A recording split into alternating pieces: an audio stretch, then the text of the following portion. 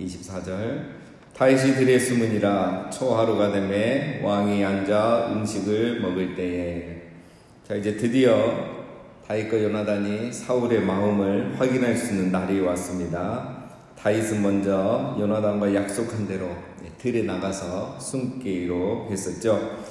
자, 다윗은 요나단에게 이 일을 허락받았습니다. 허락을 받고 나가서 숨었기 때문에 죄가 아닙니다. 만약에 다윗이 이 중요한 날에 사울과 요나단에게 보고하지 않고 말하지 않고 나오지 않았다면 직무유기죠. 죄가 되는 거죠. 그러나 다윗은 자기 일을 소홀히 한 것이 아니라 사울의 마음을 확인하기 위해서 이 초하루 식사에 참여하지 않고 들에 나가서 지금 숨어 있습니다.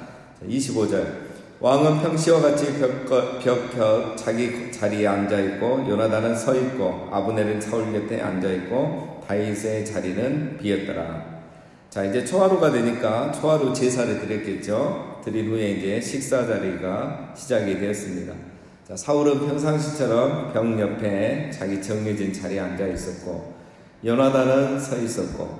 자, 근데 이게 좀 어색하죠. 식사 시간인데 왕도 앉아 있고 아브넬도 앉아 있는데 요나단 아들은 서 있다. 이게 번역이 좀 이상하다 싶죠. 자, 이렇게 번역한 이유는 이제 그 성경을 우리가 한글 성경을 번역할 때 이제 어떤 사본, 성경은 사본이 여러 개가 있거든요. 어떤 사본을 취할 거냐, 이제 이게 사본마다 차이가 조금씩 있기 때문에 그때 이제 보통 이제 우리가 마소라 사본이라는 이 사본에 따르는데 이 사본에가 그렇게 번역이 되어 있어요. 요나단은 서 있었다. 뭔가 어색하죠. 근데 이제 히브리어를 헬라어로 번역한 이 70인역에 보면은 거기는 맞은편에 앉아 있었다. 이렇게 번역이 되어 있습니다. 그래서 이 70인역 번역이 더 정확하다고 보면 됩니다. 사울이 서 있었다는 건 뭔가 어울리지 않죠. 이 단어가 앉았다 섰다 이런 말이 있거든요. 그래서 앉아 있었다 이렇게 이해하시면 되겠습니다. 자, 사울과 아브넬은 이렇게 한쪽에 앉아 있는 것 같고, 그 다음에 다윗과 요나단의 자리는 맞은편에 있었던 거죠. 그런데 요나단은 앉아 있었고 다윗은 들에 숨어 있기 때문에 그 자리가 비어 있는 겁니다. 26절 그러나 그날에는 사울이 아무 말도 하지 아니하였으니 이는 생각하기를 그에게 무슨 사고가 있어서 부정한가 보다 정령이 부정한가 보다 하였음이더니. 자, 첫째 날 식사 시간에는 사울이 다윗의 빈자리에 대해서 묻지 않았다는 거죠. 그냥 혼자 생각하기를 다윗이 부정하게 돼서 식사 자리에 오지 못했구나 라고 생각했다는 겁니다. 자, 이건 무슨 말이냐면 이제 이 초하루도 그 절기죠. 절기이고 성일입니다. 거룩한 날이죠. 그래서 이제 며칠 전부터 이 몸을 정결하게 해야 됩니다. 예를 들면 뭐 시신을 만지면 안 되고 이런 어떤 죄를 지으면 안 되죠. 자, 그런데 살다 보면 이제 부지 중에 또 실수로 죄를 범할 수가 있죠. 뭐 갑자기 장내가 생겼다거나 뭐 죽은 동물을 만지게 됐다거나 뭐 이런 식으로 이제 부정을 이렇게 몸이 부정해질 수가 있습니다. 그러면 이제 몸이 부정해지면 이거는 그날 저녁에 해가 지면 다음 날이 되면 자동으로 거룩해져요. 그래서 그 부정이 사라지는 거죠. 그러니까 사울이 생각이 이겁니다, 지금. 다윗이 갑자기 무슨 실수로 부지 중에 부정하게 되었구나. 그래서 오늘 식사 자리에 못 나왔구나. 이렇게 생각한 거예요. 자, 이 말에는 무엇이 포함이 되어 있습니까? 내일은 나오겠지. 내일이 기회구나. 이것까지 생각을 하는 겁니다, 사울은. 그 말이 포함된 말입니다. 자, 그런데 사울은 또 보면 이상하죠. 여러분, 다윗이 부정해지지 않았더라도 다윗이 이 자리에 나오지 않는 게 또 정상입니다. 왜냐하면 사울이 이미 다윗을 죽이려고 했잖아요. 창을 2번이나 던졌잖아요. 그래서 당연히 이 자리에 나오겠습니까? 안 나올 수도 있는 거죠. 근데 그거에 대해서 전혀 생각하지 않고 자기가 2번이나 죽이려고 했는데 다윗이 이 자리에 나올 거라고 생각하는 사울이 더 이상한 거죠. 그렇죠? 그 다음에 또 보면 다윗이 보이지 않으면 물어보면 됩니다. 그렇죠? 요나단에게 물어보면, 신하에게 물어보면 다윗이 부정해졌는지 안 했는지 알 수 있는데 묻지 않는 거죠. 왜? 자기가 이미 떳떳하지 않은 거예요. 그래서 떳떳하지 않는 사람은 또 이렇게 묻지 못하는 겁니다. 자, 이런 사울의 내면까지 우리가 다 볼 수가 있습니다. 27절 이튿날 곧 그 달의 둘째 날에도 다윗의 자리가 여전히 비었으므로 사울이 그의 아들 요나단에게 묻되 이새의 아들이 어찌하여 어제와 오늘 식사에 나오지 아니하느냐 하니, 자, 다윗이 둘째 날에도 오지 않았죠. 사울이 이제야 요나단에게 묻습니다. 어제도 안 오고 오늘도 왜 나오지 않았느냐? 이 말은 무슨 말입니까? 내가 지금 다윗을 반드시 죽여야 되는데 다윗이 안 보이느냐? 이 다윗을 죽이지 못해서 지금 안달이 나 있는 겁니다. 사울이 자기의 마음을 숨기지 못하는 거죠. 이제라도 컨트롤 해야 되는데 이제 자기가 컨트롤이 안 되는 겁니다. 그리고 또 보면은 여기에 여러분 다윗이라고 말하지 않죠. 이새의 아들이 어찌하여 어제와 오늘 식사 자리에 나오지 않았느냐 이렇게 말합니다. 근데 다윗을 지금 경멸하고 있는 겁니다. 다윗을 다윗이라고도 부르지 않는 거예요. 그 이새의 아들, 그놈이죠. 우리로 말하면 그놈 왜 안 왔느냐 이런 뜻인 겁니다. 자기 신하이고 그리고 천부장으로 삼았잖아. 엘리트 부대장으로도 삼고 천부장까지 삼았는데 그런 다윗을 말이야 이새의 아들이라고 이렇게 부릅니다. 사울은 이미 이 마음으로 살인죄를 지은 거예요. 이미 자기 마음에서는 다윗을 여러 번 죽인 겁니다. 자, 28절 요나단이 사울에게 대답하되 다윗이 내게 베들레헴으로 가기를 간청하여 이르되 원하건대 나에게 가게 하라. 우리 가족이 그 성읍에서 제사할 일이 있으므로 나의 형이 내게 오기를 명령하였으니 내가 내게 사랑을 받거든 내가 가서 내 형들을 보게 하라 하였으므로 그가 왕의 식사 자리에 오지 아니하였나이다 하니. 자, 요나단이 이제 그 약속한 대로 사울을 테스트하는 거죠. 사울과 다윗이 이미 했던 말입니다. 약간 바뀌긴 했는데, 자, 다윗이 이제 집에 제사가 있다는 거죠. 그래서 형들이 다윗을 오라고 했기 때문에 다윗이 꼭 고향에 가야 돼서 나에게 간청을 했기 때문에 그냥 제가 허락을 했습니다. 이렇게 말했습니다. 자, 이 말을 했을 때 요나단의 심정은 어땠을까요? 말은 이렇게 하지만 엄청 긴장이 됐을 겁니다. 자, 어쨌든 이건 사실은 아니잖아요. 물론 거짓말이기도 하지만 어쨌든 다윗과 요나단의 말은 이제 서로 맞춘 거고 왕을 테스트하기 위해서 이제 거짓말로 보기보다는 어쨌든 사실을 아니고 그 사울을 속이려는 테스트하려는 의도를 가지고 한 말이기 때문에 굉장히 어려운 말입니다. 특히 요나단 같이 착한 사람에게는. 그래서 요나단이 만약에 이것이 거짓말이고 왕을 테스트하려고 한다는 게 들통이 나면 요나단도 죽을 수 있는 거죠. 지금 사울의 감정은 나중에 오면 요나단을 죽이려고 하거든요. 그러니까 그런 위험한 상황인 걸 알고도 요나단이 이렇게 말을 하는 겁니다. 왜 그렇습니까? 요나단은 정말 자기의 생명을 사랑하는 것처럼 다윗을 사랑했고 자기의 생명을 아끼는 것처럼 다윗의 생명을 아꼈기 때문에 자기 목숨을 걸고 정말 자기 목숨처럼 사랑했던 거예요. 이게 바로 요나단의 모습이고 진짜 사랑이죠.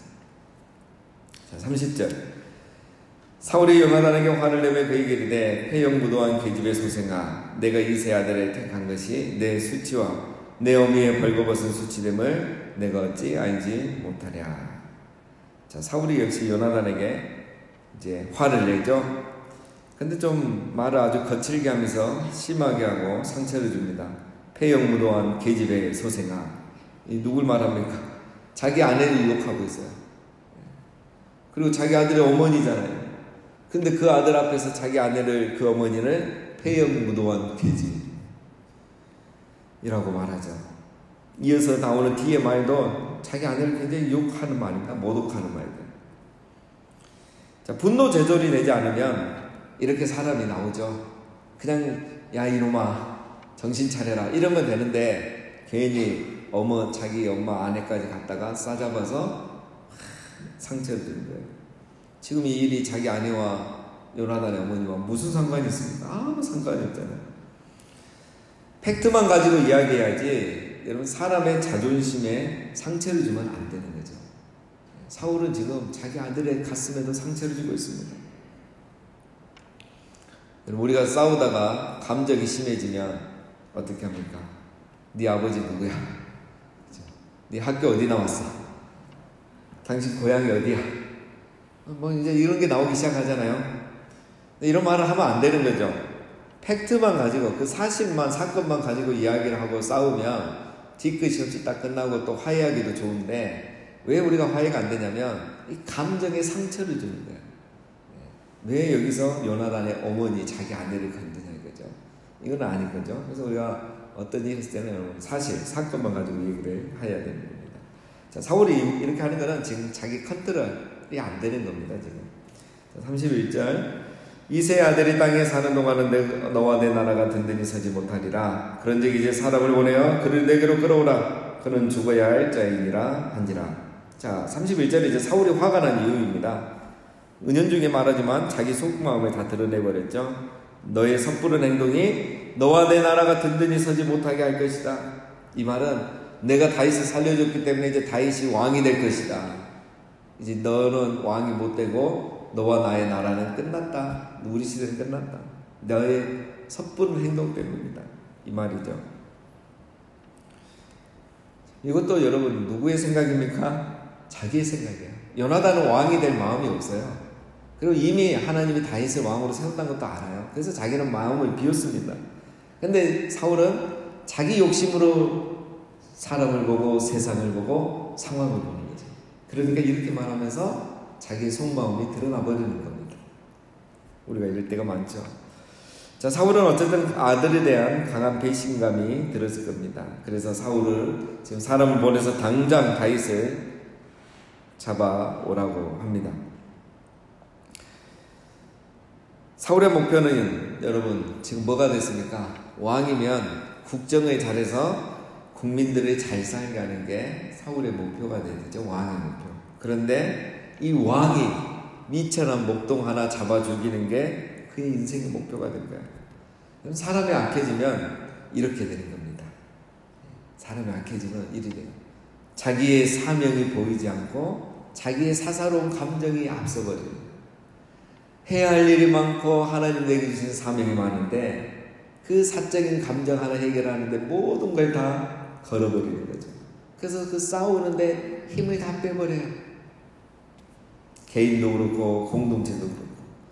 그래서 사명을 이루지 못하고 결국은 자기 죄 때문에 버림을 받게 되는 거죠. 이게 지금 사울의 모습에 나타나는 악순환입니다. 그래서 여러분 우리가 계속 이 내 안에 있는 사울의 모습을 발견하고 사울의 모습을 버려야 되는 이유가 싸워야 되는 이유가 이거예요. 이게 악순환이 되는 거예요. 그래서 여러분이 내 안에 있는 사울의 모습 찾아가야 됩니다. 제가 저번에도 한번 책을 소개해드렸지만 세왕 이야기 이거를 한번 꼭 읽어보셔야 돼요. 제가 책을 읽으면서 이렇게 막 우리가 울면서 읽고 그러지는 잘 않잖아요. 영화를 보면서는 이렇게 막 울면서 보는데 드라마를 볼 때는 제가 책을 보면서 밤을 새고 또 몇 번을 읽고 울었던 책이 있어요. 그 책 중에 하나가 가시곡이라는 그 아버지의 사랑, 아버지가 얼마나 자녀를 사랑하는지. 그 다음에 또 한 권이 이 세왕 이야기예요. 저는 이 세왕 이야기를 읽으면서 정말 며칠을 울었는지 몰라요. 왜냐하면 내 안에 사울의 모습이 너무 많은 거예요. 그래서 이거는 싸워도 끝이 없고 회개도 끝이 없는 거예요. 그래서 여러분 우리 안에 이런 사울의 모습들이 여러 가지가 있는 거예요. 그래서 이걸 자꾸 우리가 발견하고 죄와 피 흘리기까지 싸우듯이 싸워야 됩니다. 그래야 우리가 이제 요나단의 모습 또 다윗의 모습 이런 모습들이 우리 안에 많아져야 하나님 우리를 기뻐하시는 거죠. 자, 그래서 사울은 지금 이런 악순환이 계속되어 가고 있다는 것입니다. 자, 32절 요나단이 그의 아버지 사울에게 대답하여 이르되 그가 죽을 일이 무엇입니까? 무엇을 행하였나이까? 요나단이 용감하게 아버지에게 묻죠. 다윗이 무슨 죽을 짓을 했느냐 이거죠. 근데 여러분 이 보면은 요나단이 자기가 모욕을 당했잖아요. 지금 벌써 폐역무동한 계집의 소생아. 너 때문에 이 나라가 망했다. 뭘 요나단 때문에 망해요. 자기 때문에 망해가고 있지. 그런데 요나단이 이거에 대해서 따지지 않습니다. 내가 왜 폐역무동한 계집의 아들인가? 당신이 사랑할 아내의 아들이지. 왜 나 때문에 나라가 망했습니까? 당신 때문에 나라가 망하는 거지. 그런데 그런 거 따지지 않고 지금 뭐라 합니까? 다윗이 무슨 죽을 일을 했길래 도대체 다윗을 죽이려고 합니까? 이렇게 말해요. 요나단은 자기 감정을 잘 컨트롤하죠. 사울과 완전히 대조되죠. 이렇게 비교하면서 계속 세 사람의 관계를 봐야 돼요. 요나단 자기 감정을 잘 컨트롤해요. 그리고 지금 중요한 건 뭡니까? 내 감정, 내 상처가 아니에요. 사울의 마음을 테스트하는 거예요. 그거에 집중하는 거예요. 그러니까 감정 컨트롤도 되는 거예요. 이게 요나단의 지혜입니다. 33절 사울이 요나단에게 단창을 던져 죽이려 한지라 요나단이 그의 아버지가 다윗을 죽이기로 결심한 줄 알고 심히 노하여 식탁에서 떠나고 그달의 둘째 날에는 먹지 아니하였으니 이는 그의 아버지가 다윗을 욕되게 하였으므로 다윗을 위하여 슬퍼함이었더라. 사울이 화가 나서 요나단에게 단창을 던져 죽이려고 하죠. 아마 이거는 이제 사울이 던졌을 때 요나단이 피했단 말은 없죠. 그걸 보면 이제 사울이 다윗을 죽이려고 이제 창을 옆에 뒀는데 화가 나니까 요나단 옆에 던졌겠죠. 그러니까 요나단도 그걸 알고 피하진 않았죠. 우리 화나서 이제 창에 던진 겁니다. 자, 요나단은 이것을 보고 이제 사울의 본심을 완전히 확신하는 겁니다. 아, 정말 다윗을 죽이려고 하구나. 나에게도 창을 던졌다면 다윗에게 벌써 던졌겠구나. 그리고 이 아버지의 마음을 이제는 바꿀 수 없다는 것을 요나단이 안 겁니다. 34절에 그래서 요나단이 심히 노하여 둘째 날에 먹지 아니했다는 거죠. 두 가지죠. 왜 먹지 않았습니까? 자기가 모욕을 당했기 때문에. 두 번째는 다윗을 욕되게 했기 때문에.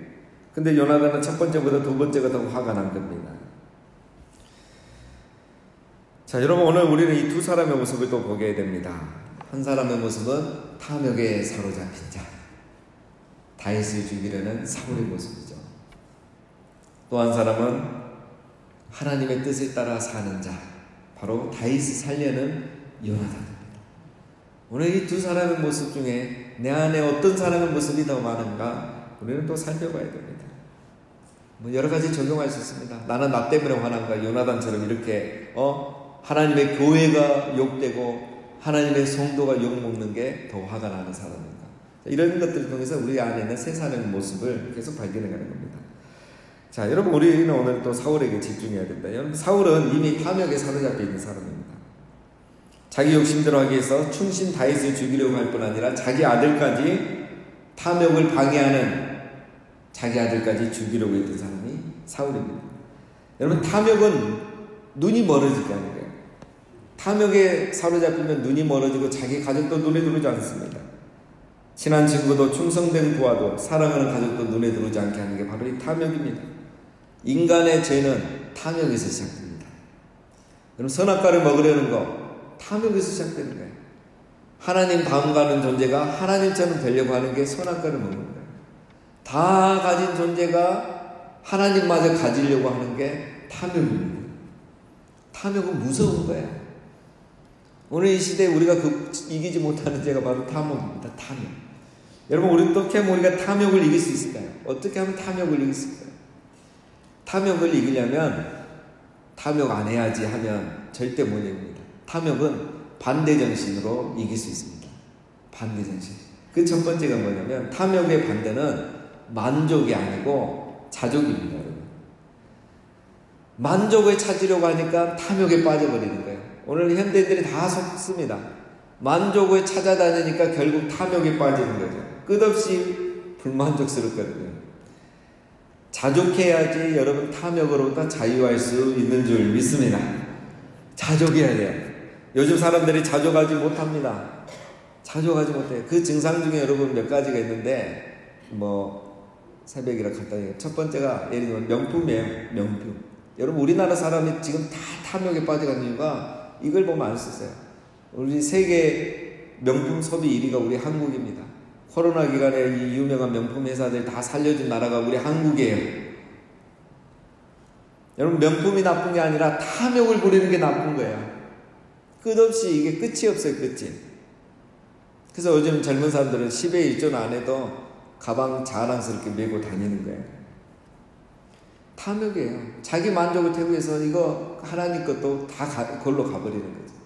그 다음에 요즘 또 하나가 여러분 보면 여행이라는 거예요. 여행이라는 게 이건 다 제 생각입니다.